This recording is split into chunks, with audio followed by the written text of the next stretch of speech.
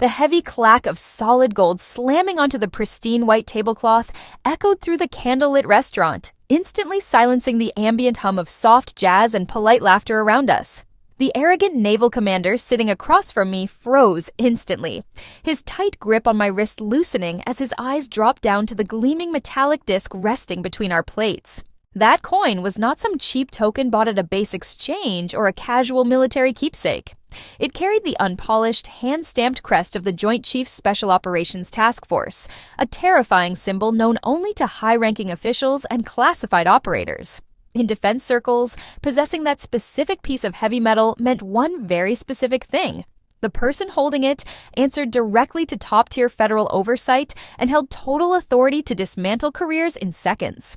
To understand how a decorated naval officer found himself trembling in fear during a casual dinner, you have to go back 2 days to my mother's kitchen. My name is Special Agent Chloe Bennett, and for the last 8 years, I have worked as a lead investigator for the Defense Inspector General. My job is simple, yet ruthless. I quietly hunt down abusive, corrupt officers who hide behind their rank to torment subordinates, ensuring justice is brought to those who think they are untouchable. Yet to my own family, I was merely a quiet, unglamorous government secretary who stamped routine travel vouchers inside a windowless office. My mother, Evelyn, was obsessed with social status and firmly believed a woman's worth was measured exclusively by her partner's military accomplishments. She cornered me while I was brewing coffee, thrusting a folder containing photos of a handsome, smug officer directly into my hands with an insufferable smirk on her face. Evelyn practically beamed as she introduced Commander Harrison Vance, bragging about his fast-track career and commanding presence on an active guided missile destroyer. She handed me a skimpy, cheap silk dress and practically demanded that I keep my mouth shut, look attractive, and let Harrison take total control.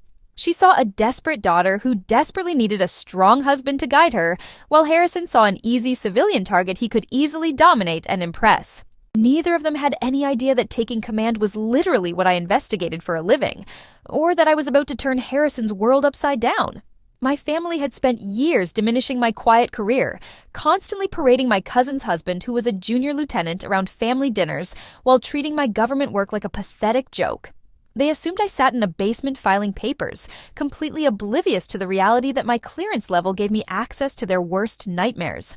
The next morning, I swiped my top-secret badge and entered the secure facility at headquarters, leaving my mother's shallow expectations far behind.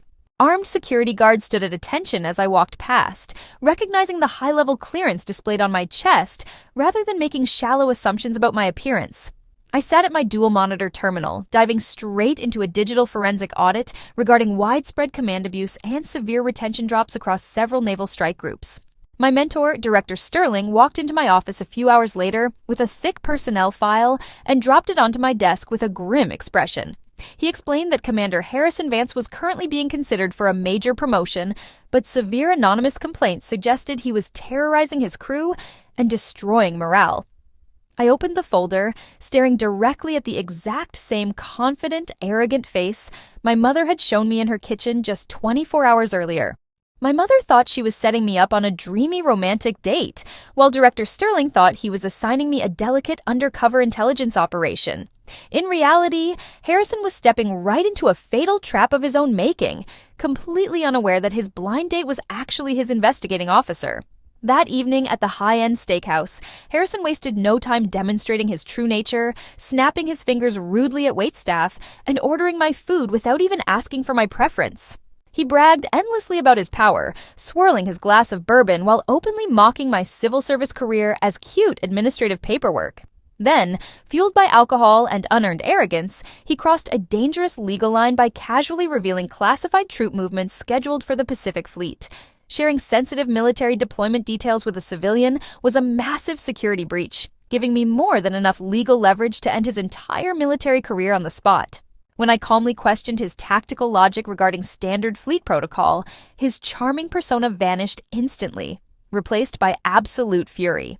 He lunged across the dining table, wrapping his fingers tightly around my wrist with bruising pressure, while snarling that I had no right to correct an officer. Most people would have panicked in that terrifying moment, but an icy calm washed over me as I calmly reached inside my leather purse with my free hand. I pulled out the solid gold Inspector General coin and slammed it onto the table, locking eyes with him as his face drained of all color.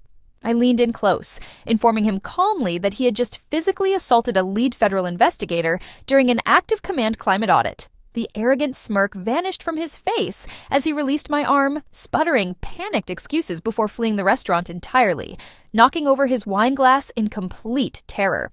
The ultimate confrontation unfolded early the next morning inside the main auditorium at the naval station, where senior officers had gathered for a high-profile leadership briefing. My mother had surprisingly shown up alongside Harrison, eagerly hoping to watch her preferred son-in-law show off his impressive authority in front of everyone.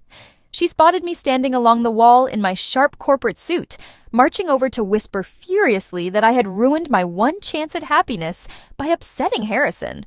I simply checked my watch as the room fell completely silent when Director Sterling entered with 2 armed military police officers walking right behind him.